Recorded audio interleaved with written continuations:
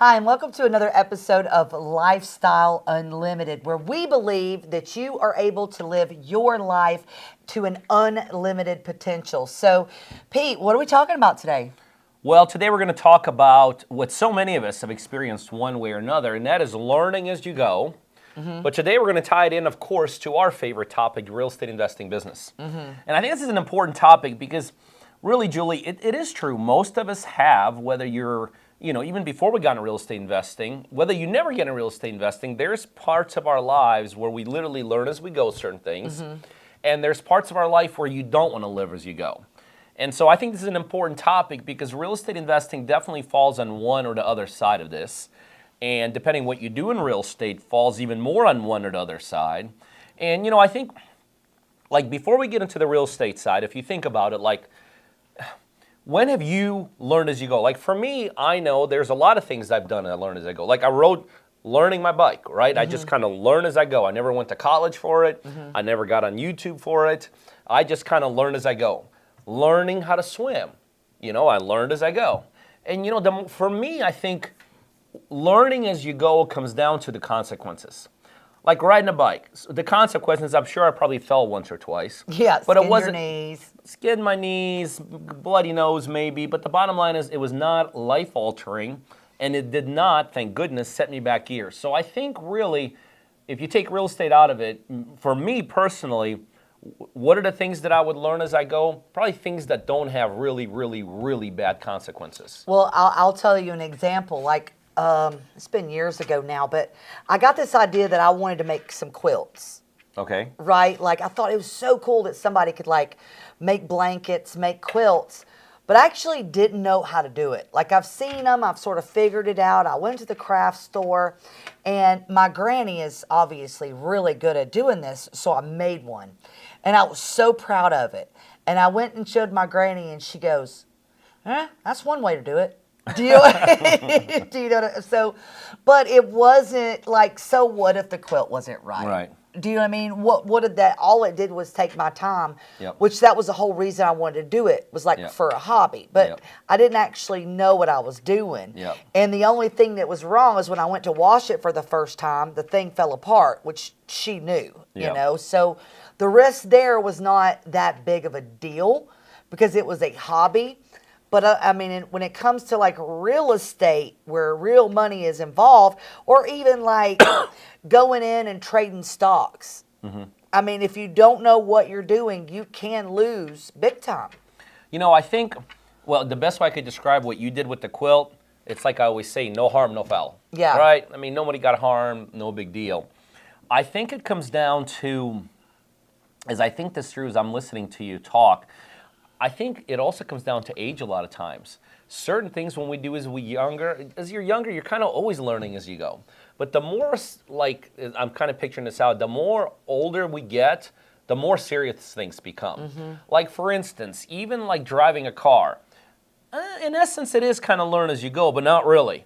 You could sign up your kids for school to go with a driver. You take them to classes. You practice with them with their learners. That's right, I forgot. You get a learner's permit. So even driving a car, but I do think the further on you go and the more you get into your career, can you imagine a surgeon just learn as I go? They do learn as they go, except for there's somebody there with them. Exactly. And that they don't just get to operate on somebody. Exactly. And before they do even that, they go into years and years of college. But I think if we tie this back to the real estate investing business, I am the epitome of somebody that tried to do it as they went. I always share with people, and my story. I went to 2 seminars, which you and I both know in real estate is not much. Sitting through 3 or 4 hours worth of teaching, that's kind of enough to get you dangerous, but not really enough to get you enough information. And so I got started, and I did really 2 really bad mistakes. 2 bad mistakes as it comes to learning as you go. One, I got in head over heels. I didn't just start out with let me maybe do a little house for $20,000.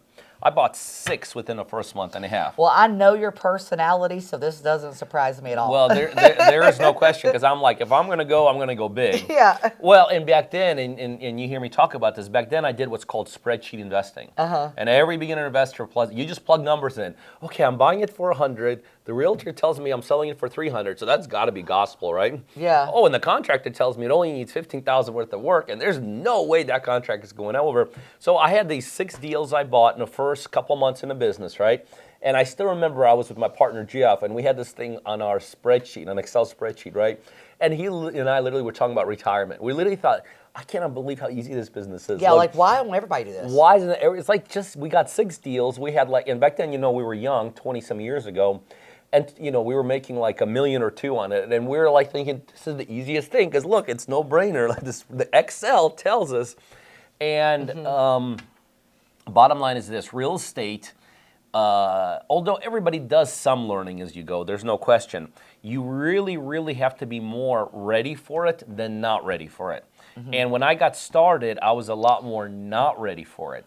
And so really what it comes down to, it's like I was talking about before, what's the consequences? Well, in real estate, there's 2 big consequences.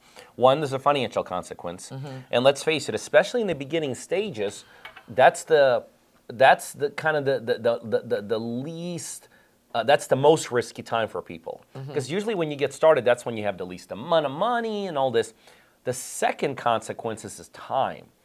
You run out of time. I mean, there comes a time where it's like, okay, I don't have any profits coming in. I can't keep on doing this. And really, I ran out of both. Because I try to learn as you go, I ran out of money within the first 6 months. 2 months later, I basically ran out of time because I had no more money and I had nothing else coming in, so I pretty much made myself homeless. And it took me years to get out of that. So I would say, for anyone listening to us, if they're thinking, well, gosh, I could just learn this on the job. That the problem with learning real estate as you go, there's too many pieces to learn. If the only thing we had to learn is like how to turn on this phone, okay, that's like one item. Real estate, and you know this, right? There's like 30 different things to do. Well, I'll tell you, you talk about 2 things, money and time. There's another thing too. And that's a little bit of your personal pride. Oh, a lot, right? For me. And a lot of us, when we make mistakes like that, or somebody that's like, you know what, I'm not an entrepreneur, but I want to become one. So I go in and I choose, whether it's real estate, whether it's something else, and I don't have all the necessary means to get to where I need to be, and I mess up.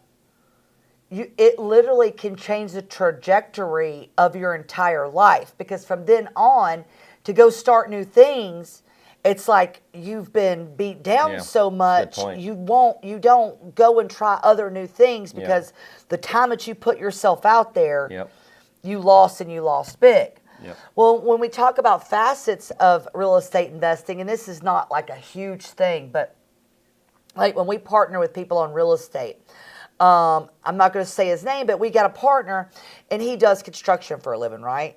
So we went to do our first deal. And he's like, okay, but if I do it, I could save $5,000-$6,000. And I told him over and over again, you're not saving that, because what you're doing is you're giving your time when you could be out getting more deals, right? So the only way for him to learn was to let him do that. Do you know what I mean? And then what happened? Then at the end, he was like, I'm never doing this again. Because I'm like, well, if you don't have somebody running the job, that means you got to run the job. Right. Not to mention, you're already working full-time now. And you're getting into real estate investing, and you want to add a project. This project is not what's paying anything. You going and saving a couple $100s on a paint job in real estate investing is nothing. If you would have spent that same amount of time talking to motivated sellers, it could have made you another $50,000. But sometimes people have to learn on their own, just because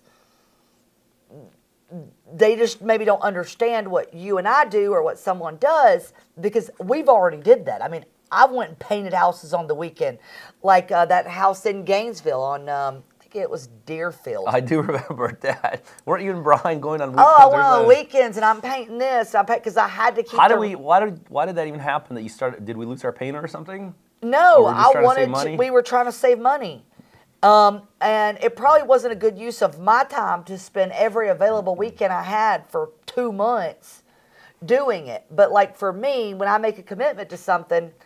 Yep. You know, which in all actuality, we did well on that deal. Funny thing about that deal, you know, that was 3 years ago. That house sold like 4 months ago for $150,000 more than what we sold it for 3 months ago. I'm like, I wonder what happened with that house. You know what I mean? That's totally crazy.